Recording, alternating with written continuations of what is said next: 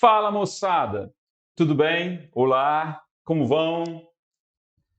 Hoje nós vamos tratar da questão 17 da prova Enem, do componente de língua portuguesa, da grande área de linguagens. Exatamente. Uma questão que vai trazer também uma verificação das nossas habilidades de leitura e de compreensão de texto.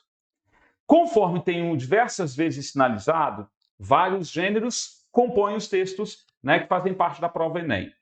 Ler os textos com calma, marcar, sublinhar partes do texto, circular palavras de sentido desconhecido, anotar à margem, né, nos cantos disponíveis que o texto tem, fazer anotações correspondentes às ideias textuais, são atividades mentais essenciais para a compreensão do texto como um todo.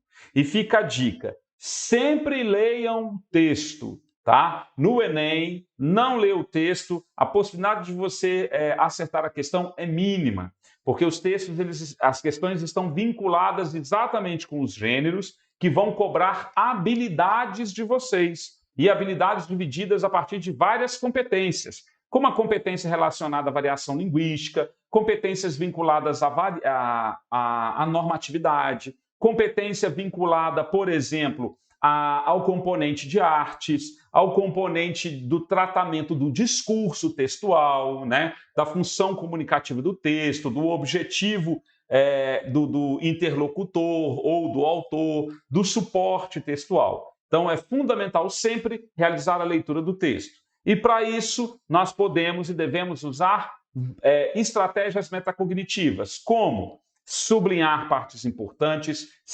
circular palavras desconhecidas, fazer anotações nas margens, ativar o nosso conhecimento, o nosso repertório de mundo para realizar uma compreensão global. Joia? Os textos, as questões do Enem também vêm com duas grandes estratégias. Compreensão textual, em que nós resgatamos do texto as informações que estão na sua base explícita, né? Na estrutura superficial do texto, ou seja, estão apresentadas nas palavras, nas frases e nas orações. E também há habilidades que exigem interpretação de texto.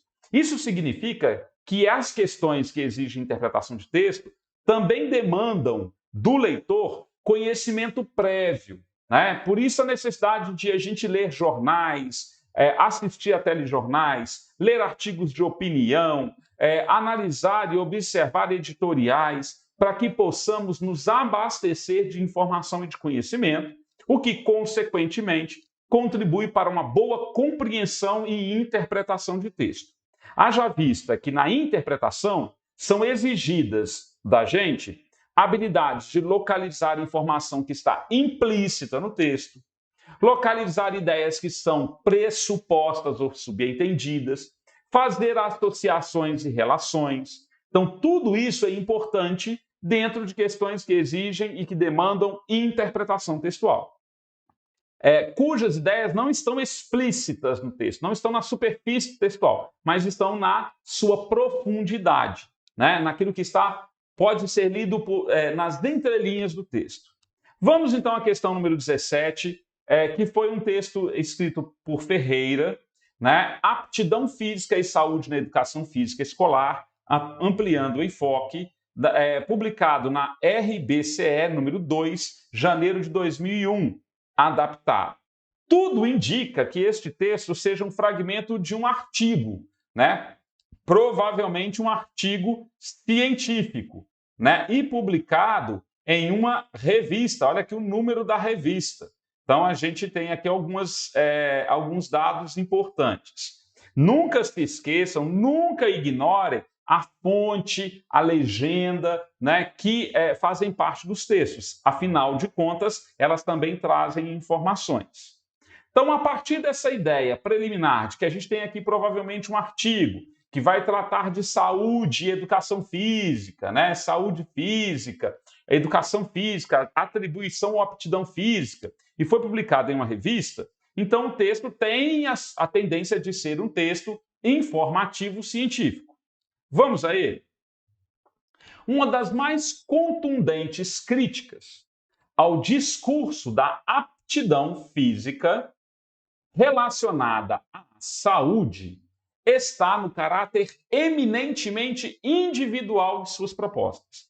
Então, o caráter eminentemente individual é uma crítica feita, né, por estudiosos que trabalham aí, que pesquisam sobre a aptidão física, o que serve para obscurecer outros determinantes da saúde. Então, é como se as questões individuais se sobressaíssem sobre outros fatores, como, por exemplo, fatores coletivos, sociais, econômicos e políticos. Joia? É mais ou menos a ideia que é apresentada nesse primeiro período. O autor agora vai explicar melhor. Ou seja, costuma-se apresentar o indivíduo como o problema e a mudança do estilo de vida como a solução. Então, costuma-se apresentar o indivíduo como problema, acho que valeria a pena uma vírgulazinha aqui, né? E a mudança do estilo de vida como uma solução. Duas ideias. Argumenta-se ainda que o movimento da aptidão física relacionada à saúde considera a existência de uma cultura homogênea, na qual todos seriam livres para escolher seus estilos de vida. Olha, existência de uma cultura homogênea, a partir da qual todas as pessoas seriam livres para escolher seus estilos de vida, o que não condiz com a realidade. Então, o texto ele apresenta argumentos e contra-argumentos o tempo todo. O fato é que vivemos numa sociedade dividida em classes. Olha a informação importante. Uma sociedade, coletividade, dividida em classes, segregada, na qual nem todas as pessoas têm condições econômicas para adotar um estilo de vida ativo e saudável. Então, individualmente, né, nem todo mundo tem condição de escolher. Eu falei, eu quero ter uma vida ativa, eu vou ter uma vida saudável e ativa a partir das atividades físicas que eu escolher e for praticar. Há desigualdades estruturais com raízes políticas, olha que bacana, desigualdades estruturais com origens, né, políticas, econômicas e sociais que dificultam a adoção desses estilos de vida. Vejam que a gente tem um texto que corresponde a um artigo publicado em uma revista e que vai colocar em xeque, né, que vai trazer para a gente a questão da escolha, né, de que a escolha por uma atividade física, e automaticamente uma determinação da qualidade de vida, da saúde da pessoa, ela é uma escolha individual. Só que o autor ele discute que não é uma escolha individual.